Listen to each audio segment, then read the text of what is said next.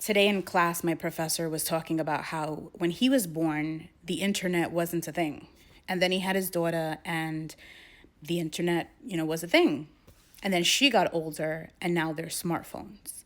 So information passes so quickly. And we have adults that use smartphones. We got little kids using smartphones. I mean, smartphones and the information that passes through the smartphone, like we're just living in such a unique time. I talk about this all the time. I even wrote about it in one of my recent articles because I'm like, I don't think people really understand. Like, there's people that are alive today that were here when the internet wasn't.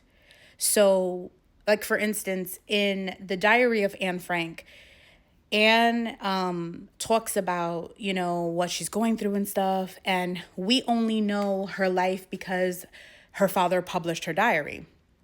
And so there's information that came out that her father shared. And in her diary, she talks about being surrounded by friends. But the reason why she started the diary, because her diary was called Kitty. She named her diary Kitty. So she's like, "Dear Kitty, let's get down to the reason why I started this. I don't have any friends." And even though you can be someone who's surrounded by people, but you don't have friends.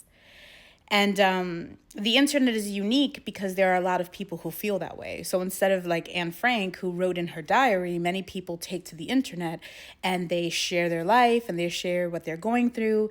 People hear it, people can relate. When people read Anne Frank's diary, yes, of course, it was devastating because you know what happened to her. But when you read her diary, you have firsthand experience to her life and her experiences. Well, the internet allows for that. When someone is going through an amazing experience, they're documenting it. So, I love to watch people's stories. I love to watch when someone is documenting something amazing in their life. But I don't only watch when people document amazing things. I also watch when people document the hard things because then I know how to pray. Then I can be a listening ear and I can actually encourage that person, which is what happens when I'm online, at least. When I'm online and I'm connecting with people and I'm able to encourage people and people are able to encourage me. I know that people frown upon the internet, but I'm telling you, we are living in such a unique time in history and we should be thankful that we can talk to someone across the ocean who's going through things that we can probably relate to or maybe not, and encourage them and point them to Jesus. And I just think that's incredible. So don't be discouraged about the internet.